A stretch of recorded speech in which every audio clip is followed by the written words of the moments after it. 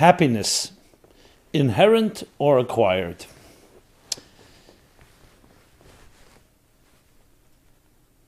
The thing that most of us aspire to, in one word, is to be happy people. So it's vital to understand what is the nature of happiness. Is it something inherent, we're born with, innate within our beings, within our psyches?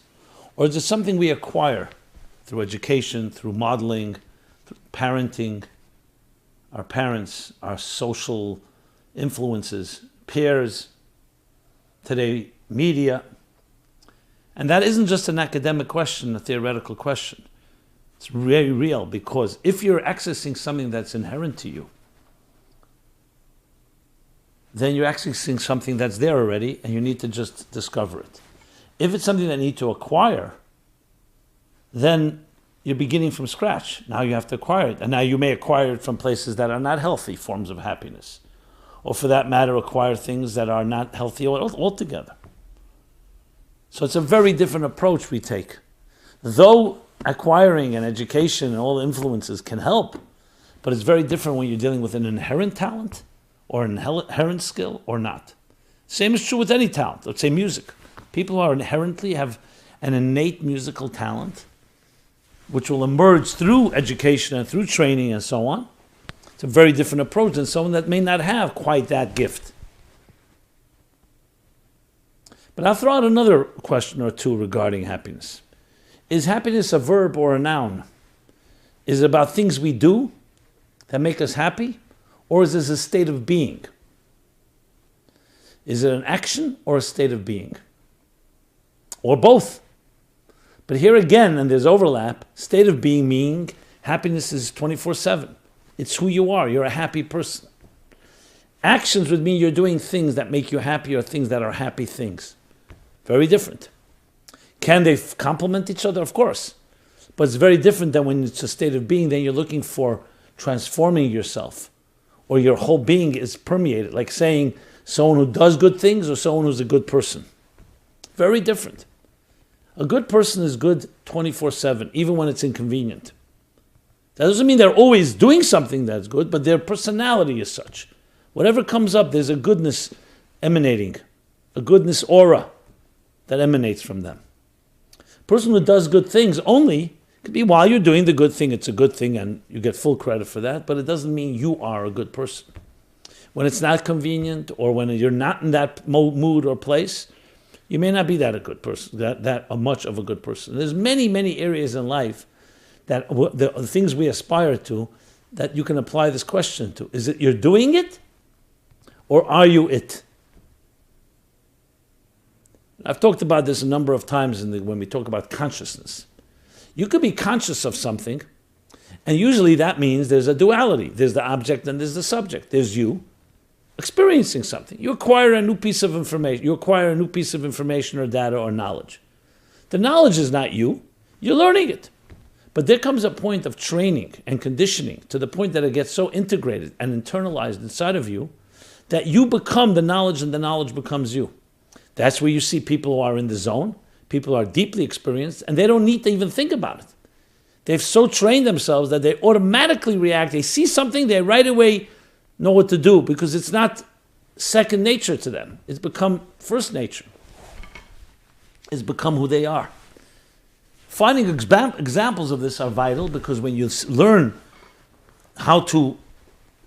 when you can learn from things you've already experienced that way. For example, if you're a musician or a writer or a business person, think of the expertise, an area where you see things that others would not see immediately, where you know how to react where others do not react.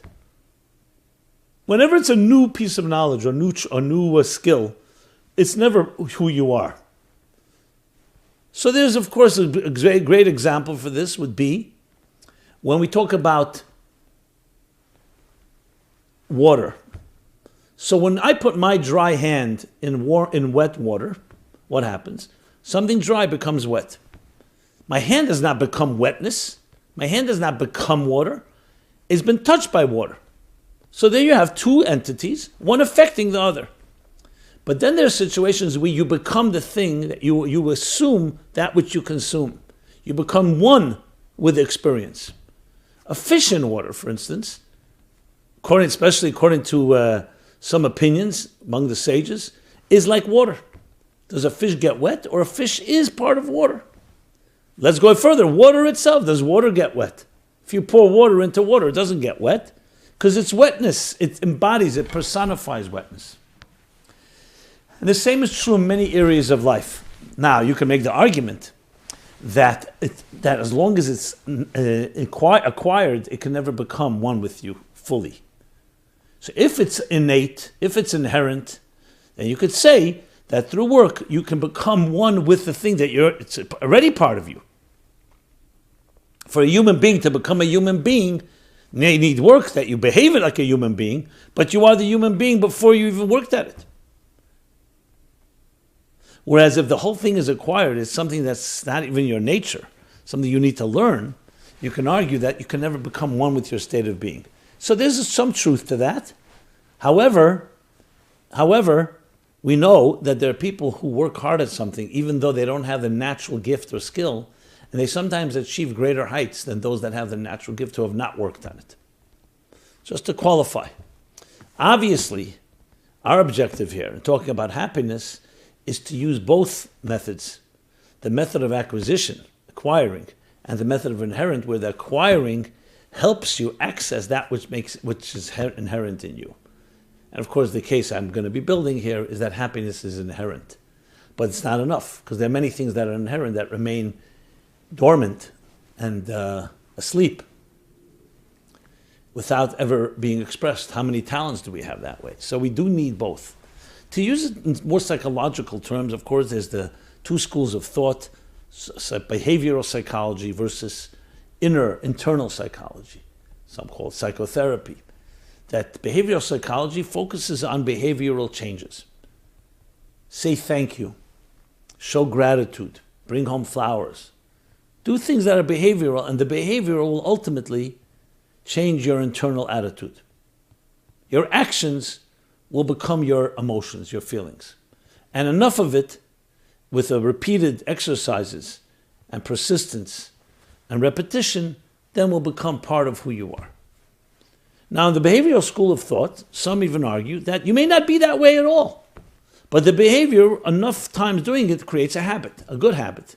And then that becomes your natural behavior. For example, brushing your teeth every morning, no one's born with an innate need to brush their teeth. You're taught. Then it makes sense. But most importantly, you do it on a repetitive level, you do it consistently, then it becomes second nature. It's not necessarily innate or inherent, but what has happened, behavior has become part of your regimen, part of your routine.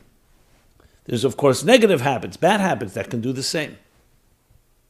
Then there's working within, which means, how can I create that feeling? Not from outside in, but from inside out. Which may mean working on your own inner psyche, regression or going back to the past, what different triggers that affect you, that cause you to become angry or resentful or insecure or fearful, and working that through. The jury is still out whether that really is an effective method, at least in the fullest sense of the word, but there's arguments to be made that certain areas you must go there, because behavioral alone may not get it done, because as long as you have inner obstacles, inner blocks and fears that are deeply rooted, deeply embedded in your psyche, trauma, behavioral is not going to solve all of that. Now, obviously, combining both would be the best, because then you're working from the outside in, into the daily routines, thought, speech, and action that you're involved in, as well as working it from the inside out. It's like drilling for oil or digging a well. Even though the well is there, deep under the ground, but you have to access it, so you need to drill from the outside in, from the top down, until the point you hit it, and then it spurts forth.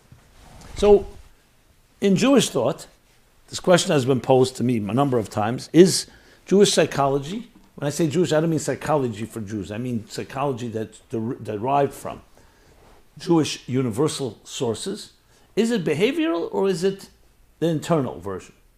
And you have different statements, different declarations, and different ideas that are spouted. For example, there's a Mishnah. A Mishnah is one of the early Talmudic texts that together with the Gemara, creates a Talmud that we know, the Talmud. So there's a statement in the Ethics of the Fathers. It says, not study is the primary thing, but action. Which means you can study and theoretically and have all kinds of ideas, but it's action, it's behavior that causes change. There's actually an argument in the Talmud that says, what's greater? Study, scholarship, academic knowledge, or action?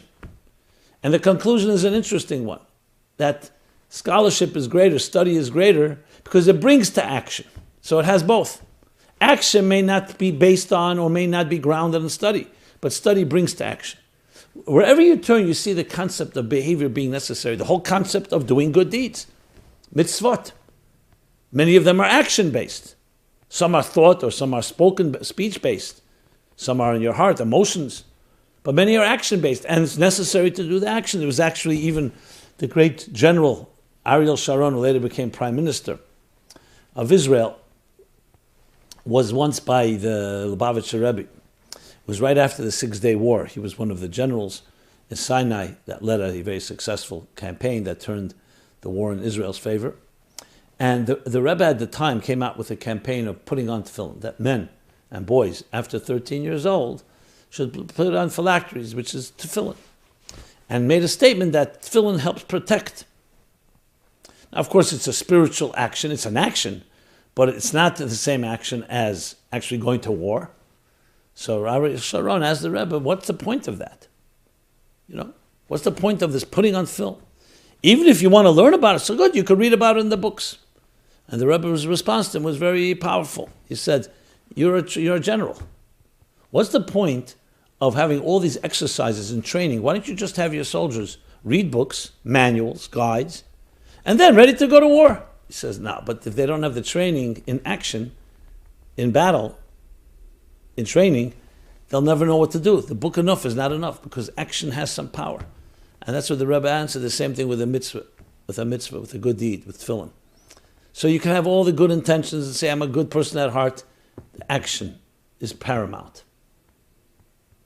This would seem to emphasize, that behavioral is the key. Behave like a mensch. Behave like a good human being. Behave virtuously. Be charitable. You don't feel it? Fine. We spoke last week about faking it till you make it. So you keep doing it, and by certain after a while, the routine will become your nature. On the other hand, you do find plenty of places to focus on mindfulness, on intention, kavanah, the word. Not just what you do, but the intention behind it. Because when you just do actions, it can become hollow, become mechanical. There's a word called doing it mechanically, robotically. Whereas if it comes from an emotion, you love the person, or you love what you're doing, or you love God, or whatever it is, there's emotion, there's a passion, which is also in the Torah, the focus on emotional involvement, intellectual investment. Then you do it with much more vitality and much more passion and commitment than just behavioral. So of course the answer is both are true. You need both. You need the behavioral. Many times you need to even be an automatic pilot, because sometimes you're not in that place where emotionally you're all in that mindset or heart set where you're emotionally all ready for it or intellectually ready. But on the other hand, behavioral alone will not create the same excitement and ignite the same passion and energy as inner work. But to take it a step further, the question really is, are we good people at heart? Or do we do good things? And this goes back to discussions I have had in this program many times, that at the end of the day, we are created in the divine image. We're inherently good people. Whether we act on it or don't is up to us. But we're inherently good people. So when you do behavioral good deeds, what you're doing is triggering and generating the inherent goodness that's inside each person. And that is the most eloquent version of it all. Because it's not just taming a wild beast as best as you can, but inherently remains a wild beast, but been trained, been tamed. It's actually accessing and revealing inherent forces at work that when they emerge are who you really are. So it's like discovering who you really are.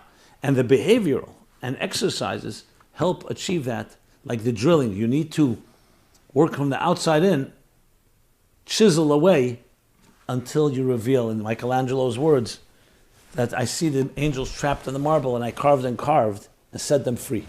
So they're embedded. However, you have to set them free, so you need to do behavioral work to set them free. And then you have both sides covered. So bringing it back now to happiness and joy. Happiness, as we discussed in the last program, is the inherent part of every human being because it's all about knowing why you're here and sense of belonging, feeling comfortable in your own skin.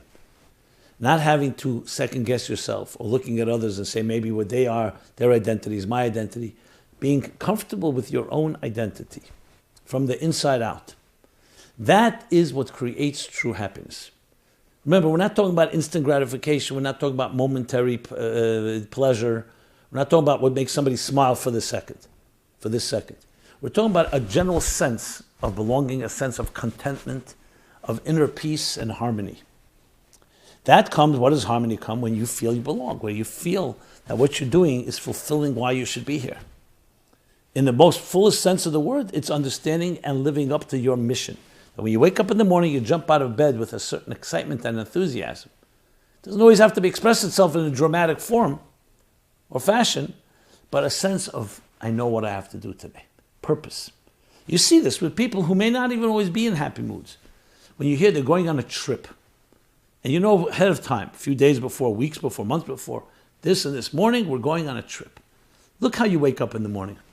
The mere fact that you know what you're doing that day, I'm not even getting to where the trip is. The mere fact that you have that focus, you have that builds that anticipation, that creates a certain sense of calm, peace. Whereas if you don't know what's coming tomorrow morning and life is all about reacting, playing defense to what's going to come your way, whatever curveball comes your way, even if you're a great survivor and you're great defense mechanisms, it's all defense. And it has to wear a person down. It cannot create a pure state of happiness. Happiness is that calm, that peace, that serenity, that you are focused on what you have to do, and it's not others that can control that. You'd be surprised how much that's a factor. The idea of feeling that type of sense of complete oneness with what you're doing. Think back what I said before about water. You're not just getting wet, you're becoming wetness. When you are in that place, you feel completely focused. And I'm talking about even if it's just a vacation. Imagine it's connected to the purpose of your life. That you sense this is what you're doing today is going to fulfill the mission for which you were created. The mission for which you were sent to this earth. That creates true and lasting happiness. Now, many people say, I never identified that with happiness. That's like a sense of purpose, maybe calm even. Most people confuse happiness with pleasure. What do I mean by pleasure? Yeah, I eat ice cream or I indulge in some other pleasure. I'm happy. But how long does that happiness last? Is that a state of being or that's an action? That's an action. That may lead, they may generate some form of pleasure and some form of satisfaction. But it's not a lasting one. And most importantly, it's not inherent to you. Whereas when you're doing something that's living up to you, who you are, and what you're good at, or what you were sent for, what your mission which is your calling, then what that does is generates and ignites that inner sense of your innate and inherent sense of belonging and happiness. So it's an inherent state which unfortunately has been robbed from many of us. When I say robbed, not stolen that's gone, but concealed, and you don't even know you have it. I meet people, they tell me they're miserable. Their lives are miserable. They don't know where they're going. They're not married. Don't have any companions, friendship in their lives. Go tell a person like that, no, you're really a happy person. They'll laugh at you. They'll say, you don't know what's going on in my life. But the response is, no, you're happy. You don't know that you're happy. But I'm not happy. Because you're defining happiness by your actions, by your moods, by what you feel. But what about all those things you don't feel? What about all that's inside of you that's waiting to be released? What about those angels, those flowers, the music, your voice, your song? But then what happens is the catch-22. I'm so miserable, I can't even access that. Even if I believe you, I just don't have the energy. I don't have the patience. I don't have the perseverance and the wherewithal. And what happens is, the outer you takes control over your inner you. So that which is inherently healthy and happy about who you are is now undercover. Because what's controlling is your outer experiences and the attitudes and the face and masks and mechanisms that we've developed that are not inherent. So acquired, unhealthy, dysfunctional tools have now replaced the inherent goodness and happiness inside of you. Just think of that formula. Just think of that statement. That itself is quite sad. Now, of course, someone in that state said, how do I know that's true? I don't know if you'll know it's true until you do it. Just like you don't know whether you know how to swim until you jump into water. So the key thing is not to allow yourself, don't take yourself so seriously, not to allow your own negative self-perception and sense of failure and hopelessness to define who you are. It happened to you, things happen to everybody. But that's not you. Discover who you are. And what is your calling? What are you doing every morning? The misery that people experience, the anxiety, the sense of sadness, loneliness, all the counter, everything that is antithetical to happiness and joy, is become the things that we do. That became part of it's like your armor has become your person. Your mask has become your face. You've worn so many masks, that has now become your face. To the point you can't even distinguish. It's as if there's one personality who you really are, and another personality that you've assumed and is working for you, or at least you think it's working for you, when it's truly not. So what do you do about that? Well, there are no magic pills. It all comes down to being open, having the bittul, the type of modesty, humility, and most importantly, awareness there's something more than you. Knowing there's more than your perspective. Because it's your perspective that's killing you. It's not allowing in another way of looking at it. I'm convinced this is the way it is. It's like the ostrich with the head in the ground. And that's it. I don't see anything more. It's you seeing the ground level and you don't see the horizons. So you have to, number one, in a healthy way. I don't mean beat yourself up or have someone beat you up. You have to have the humility to realize that it could be that as a result of your life experiences, your vision is myopic. It would be like someone who needs eyeglasses and says, no, I don't need them, I see 20/20. But you don't see 20/20. So first thing is that acknowledgement, which may have to come, unfortunately, sometimes, with hitting rock bottom, with seeing how things are not working. Because very often we're not receptive to hearing that. What is required? Having another opinion, having a friend, having a mentor, reading something, studying something that presents another perspective, and allowing yourself to listen, that maybe there is another way. So what you have here is a battle between what you've become and who you are, who you truly are. What you've become and your attitudes and all your routines have now taken control and not allowing the real you to emerge. That's not a pleasant thought. That should motivate many of us to do something about it, but it doesn't. You know why? Because the status quo and the inertia of the status quo is very, very powerful. It exerts tremendous amount of pressure and energy, even though you don't think any energy is there. You're just sitting in your seat. You don't feel anything pulling you. That status quo. Try getting up from your seat, meaning from getting out of your comfort zone, you'll see how powerful it is. So its power is not in an obvious way that it's schlepping you, it's pulling you, tugging at you. It just keeps you paralyzed. That's also power. And you can only see it when you try to move from that place. The second thing, I said several things, but more in one category, seeing another perspective, is behavioral change. Yes, behavioral change. We're now in the Hebrew month of Adar. It says in this month, when we enter this month, we increase in joy, which is an additional to the commandments and the obligation to be joyous. Obligation. See, what kind of obligation is that? First of all, we all want to be happy. I don't need to be obligated, commanded to be happy. Second of all, if I'm not happy, how is a commandment going to help?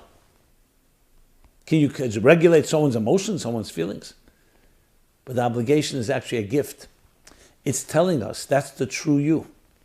Your obligation is to access the true you. If someone came to you and said, you're obligated to find your own voice, that doesn't sound like an obligation to me. That sounds like a gift. That's why the word mitzvah comes from the word connection. You're connecting to what? To the true you. To the true divine nature who you are and the divine mission you were given. That's why we're told. And it's not optional. You have to do it. Because that's who you are. It's about living up to your calling, living up to your potential, to your possibilities. What is not doing it? It's displacement, dissonance. It's moving away from the true you. And the interesting word is, Ivdu et Hashem besimcha. Serve God with joy. Ivdu is an interesting word. The word Ivdu means to serve. But its real translation is to work hard, to exert yourself. It comes from Ibud Eures, which means to work through, to massage, more than massage, to tan difficult and hard leather. So it could be a very raw entity that's difficult to shape, but when you keep working it through, you keep refining it, you keep disciplining it, taming it, you soften it. You're softening the hardship in life. So the word work means to work hard. What are you working hard at? To access the wellspring within yourself. You need to drill, you need to dig. So you need the behavioral effort of doing things that are happy activities, doing things that you volunteer and help people. You do things that are living up to your soul mission. Do it enough and do it with exerted work. And slowly what happens is the inner joy emerges. So it's not just serving with joy, it's serving that allows the joy to emerge. You could also say it's serving with joy in the senses that through joy you serve. You make that, you work hard because it's a joyous experience because you're accessing the inner joy that's inside of you. So at the end of the day, it's about looking at yourself in a new way, in a fresh way. And that's always a healthy thing to do because you can only grow that way. Whereas if you keep looking at yourself with the old eyes and with previous preconceived notions and prejudices, then you're going to have what you had. If you do what you did and you think what you thought and you speak what you spoke, what are you going to have? What you had. Nothing changes, nothing changes. So here we have an opportunity, a window of opportunity, a door of opportunity to open up the channels to our birthright, to our natural, inherent joy. Last week I spoke about how children, you see children are born with a natural joy, a natural state of contentment. There are exceptions, there are extenuating circumstances, but overall it's a certain natural happiness. Certain bubbly nature, adventurous, free abandon, no fears. Imagine we can reignite that, reconnect to that. Some argue, psychologically, that's what we're all aspiring for, some of that childish exuberance. I don't mean childish in a childish way, I mean that exuberance, that taking on life, the exploration, that the journey is exciting. Many of us have become jaded, things have not worked out, disappointments, we've been hurt in so many ways, invalidated, the list goes on. So then you're no longer, you're drained, you're weakened. It's hard to just say you only go back and have that enthusiasm. So yes, we have spurts, we have moments where we try to break out, we have different ways, we think panaceas or different approaches that perhaps will give me some respite, but they don't last because they're not your state of being, they're just moments. You're just grabbing moments of escape into something that perhaps can give you a little joy, a little satisfaction for a short while. Some will say, I'd be happy with that, that's enough for me. It's not enough because it's not lasting, and most importantly, you're not accessing and actualizing what you're really capable of. So we're telling you, here comes a month, all year round, but this month especially opens up this window, this door, that you can access the real you. And you do that by acts of joy, yes. You may not be in the mood, but pick yourself up and make other people happy. There's a Talmudic statement that says that these two jugglers or these two entertainers made other people happy as soon as they heard. One of the angel, Elijah, heard what they do. He says they have a share in the world to come. What's the connection? Because when you make other people happy, that opens up your natural happiness, which gives you that share. that gives you that gift, that blessing, that reward. Try it out. When you have to make other people happy, you have to be somewhat happy. Not necessarily internally, but at least on behavioral level. And then you see, as they become happier people, you made them happy, you see you've achieved something. Isn't that a source of contentment? So you say, 1 second, I don't want that trick. I want to figure out how to just be happy. That's one of the methods. We live in a world where behavioral has impact. Find someone, a needy child, special child. Why I mention children? Because it's easier with children. There's less resistance. You're not competing. You're not embarrassed. You help them out, and suddenly you realize there's something that's coming out of you. Firstly, that you're helping them. That right there is already a gift. And secondly, that you feel content. You feel at the end of the day, I accomplished something. By no means is it limited to that, but that's a good place to begin. Nobody can have an excuse not to do that. You keep at it, and it begins to grow inside of you. Now you'll say, is that going to solve all my problems? I go back home alone. I'm miserable. I'm overweight. I'm wallowing in my own misery. But you have at least begun the process. The next steps is what I said earlier, is to start getting another perspective on yourself. And stop focusing on your own wallowing and your own misery. And get out there to start. I'm talking now besides what you volunteered to do. To study, to listen to an objective perspective, a mentor, a friend. To realize that there's a bigger picture than what you think it is. And the focus on self can end up being actually your undoing. I don't want you to put it so harshly, but that's what it is, because you're focusing on yourself and your view of things and your experiences. What you want to focus is on something beyond you. What do you need it for? Not what you need. What do you need it for? Why are you here? And then act on that. These ingredients help create, or I should say help emerge the natural joy and happiness that is the nature of every soul. A soul, a spiritual entity on a journey to fulfill its purpose of transforming your corner of the world and making the material world into a spiritual home, a divine home. And that's why you came to this earth. Now you'll say, well, many people on earth, many people living on this earth are busy with all kinds of things, making money, power, influence, this conquest, that conquest.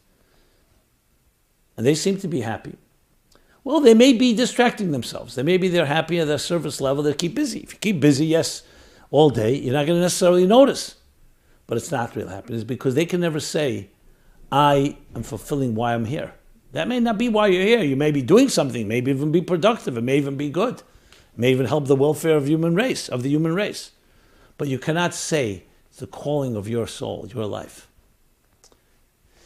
And taking it a step further, many people don't think about that soul because we've been so busy with our bodies, which means with living in this material world and surviving, we're not even aware of that voice, or we're aware of it, but in a minimal way. Brings us back to the theme that your soul needs nourishment. And happiness is part of that nourishment. I've talked a number of times about the voice of the soul. How can we recognize your soul speaking to you? One of them is, you know what? Anxiety. Anxiety is only in the domain of the living. The dead are not anxious. Why? Because a living person senses things. And when you sense you're lacking something, you become anxious. So anxiety is actually like your body telling you when it has pain, do something about it. It's a warning signal. It's a red flag. Anxiety is the voice of your soul telling you something is not aligned. You are not aligned with your calling and purpose. So when we have anxiety, we say, oh, I have anxiety, I can't be happy. That's like saying the anxiety is causing you you're not happy because you're disconnected, and that's why you're anxious. You're anxious because you're not happy. Not get rid of the anxiety and then I'll be happy. We'll take a painkiller, we'll take a Prozac. So how do you contend with that? You realize exactly that your focus on your anxiety is exactly the opposite of what should be going on. You should be going back to figuring out things that make you happy. Do something soulful. Feed your soul, and automatically you'll be less anxious and you'll be happier. If I'd be happy, people say, I would serve with happiness. But you serve with happiness if you were happy. That's what people say, wait to heaven. Serve with happiness and then you'll become happy. That's the point. You're acting on what you really are like. You may not be aware of it completely. You may be completely not aware of it. But by doing that, it emerges. It's like being trusting, knowing that there's a well down there, deep down there. And when you dig, the well will come forth. If you're not confident, that's why we study. That's why we learn. And we come to realize we don't know it all. So we can't be the arbiters and the decision makers. So in practical terms, yes, joy, happiness is inherent, not acquired. We acquire different methods to help access that inherent joy. It's a state of being, not simply a act. It's a noun, not a verb. Just like love is a noun, not a verb. It's a state of being. That doesn't mean you can't begin with actions. But what you really want is to become that state of being, a happy person. You're walking down the street, nothing particular is happening, but there's a certain inner contentment, inner peace. You're not eating yourself up alive. And happiness is not only visible to the senses. Sometimes it is. Most cases it's not. It's coming from within. And then there's the acts, the actions we do, that are both happy actions that make people happy, make ourselves happy. And how to get there? We combine all of the elements above. So that's a beautiful way of looking at the human being. A human being is a naturally happy state of being. Innate, inherent. But then all kinds of things happen in life that break us, that soil us, that hurt us, that wrinkle us, that scar, wound. Things that invalidate us. Like a flower lacking water, that lack of nourishment could cause us to wither, cause us to feel anxious, to cause us to feel unhappy and sad. So what's the solution? Is to go back, is not to consider, okay, now I'm a sad person, how do I find happiness? No, you're a happy person that has found sadness. What you want to do is go back to your natural state, which makes it a lot easier. The problem is you and I, our habits, our routines have now convinced us, have psyched us up to think we're somebody we're not. You're an anxious person. You're a sad person. You're not.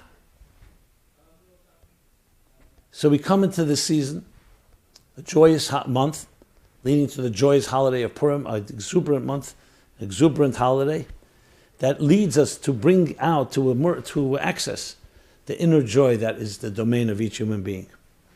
An inner happiness. And sometimes imagining it can also help. Dream about it, and much easier to do it. What do you dream about? Dream what it feels like being a happy person. Watch others who seem to be content. See what they do. And emulate it. Dreaming is a great gift that God gave us. A great gift. You can imagine things. You can dream about things. Now you'll say, well, my dreams and imagination haven't led me anywhere. I just remain in illusions. Oh, but when you dream and imagine, it makes it possible. You say, you know what, that may be possible. And then when you discover that you are that way, then your dream and illusion and your dream and imagination is not an illusion. It's dreaming, imagining about yourself in a deeper state. Dreaming, imagining yourself as you were a child, in a purer place, in a place of fuller integrity, less duplicity and duality, place of actual natural joy and happiness. Look at the results. Take two people doing exactly the same thing, and one is doing it with a happy disposition, and the other not. You tell me the results. The happier disposition will be more successful, more efficient, more productive, get it done quicker. Because it creates a light spirit. The other person may struggle, even though they may be more talented. They struggle, they're sluggish, they're slow, because they're demoralized, they're weakened by their attitude, their feelings of hopelessness and helplessness. So joy is also good for your health, for your heart, for your whole being. It opens you up. It opens things up. Someone smiles to you, tell me how you feel. Someone frowns at you, compare the two. It opens us up, it opens up those around us. And finally does something which this year is the 100th anniversary of the passing of the Rebbe Rashab, the 5th Chabad Rebbe. And he explains, Simcha, he says, is Poretz Geder. Poretz Geder means it breaks down all barriers. If you have a barrier, a fence, it just breaks through. Because it has that it lifts your spirit, that free spirit that it lifts, that allows you to feel you can achieve things that usually you would not be confident you could achieve. So may that be the power of this month to bring joy into our lives, and that joy should pierce barriers, transcend all the obstacles, impediments, the fears, inhibitions, insecurities, all those voices and forces that try to convince us that we can't do it. And discover the new possibilities of what you're really capable of, what you're really capable of. To discover not who you think you are, but what you really can become. And live by that. Many of us define ourselves by who we are or how we see ourselves. Now, discover what you can become, what you're really capable of, because it's all part of who you really are. And this is our mission at the Meaningful Life Center, to help provide resources, life skills, programs, classes like this one to achieve just that. meaningfullife.com, where you can find this program. Every Wednesday we have a weekly program. We have a Sunday night program. We have a series of events every week, and plenty of resources that you can find in our inventory at meaningfullife.com. Please enjoy, take advantage of these resources, share your feedback, share with others, a collective type of ripple effect. These words mean anything to you, please share them. And we'd love to hear every comment and suggestion and feedback you may have to give us. We're here for you in every possible way. We're a spiritual wellness center. meaningfullife.com. Thank you very much. And everyone have a very joyous and happy week, a joyous and happy year, a joyous and happy life. This program is brought to you by the Meaningful Life Center. Please help us continue our programs. Make even a small contribution at meaningfullife.com/donate.